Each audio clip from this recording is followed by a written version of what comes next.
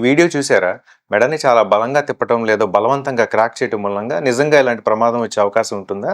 Yes, వచ్చే అవకాశం ఉంటుంది.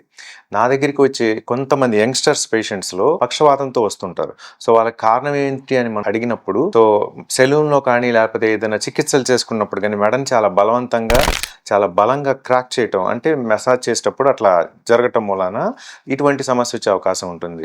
మెడ అంటే ఓన్లీ ఎముకలు మాత్రమే ఉండవండి. ఎముకలు, నరాలు, రక్తనాళాలు, అందులో కూడా మెదడుకి సరఫరా చేసే పెద్ద రక్తనాళాలన్నీ కూడా మెడ నుంచే బ్రెయిన్‌కి వెళ్తుంటాయి. సో, మెడని ఎప్పుడైతే బలవంతంగా మనం రొటేట్ చేసినప్పుడు గానీ, స్పీడ్‌గా క్రాక్ చేసినప్పుడు గానీ, ఆ రక్తనాళాలు చిట్లిపోయే అవకాశం ఉంది. అవి చిట్లిపోవటం వలన అందులో నుంచి బ్లీడింగ్ బయటకు వచ్చే అవకాశము, తద్వారా బ్రెయిన్‌కి రక్త సరఫరా తగ్గిపోయి పక్షవాతం వచ్చే అవకాశం, సడన్‌గా పక్షవాతం రావడం అనేది జరుగుతుందన్నమాట. కాబట్టి మీరు సెలూన్‌కి వెళ్ళినప్పుడు నెక్ మసాజ్ గానీ, హెడ్ మసాజ్ గానీ, లేదు ఎటువంటి రొటేషన్ చికిత్సలు ఏమన్నా చేయించుకునేటప్పుడు చాలా అప్రమత్తంగా, జాగ్రత్తగా ఉండండి. ఎందుకంటే మీరు చేసే ఒక్క నిర్లక్ష్యం ఒక పక్షవాతానికి దారితీయవచ్చు, ఒక ప్రాణ ప్రమాదానికి కూడా దారితీయొచ్చు.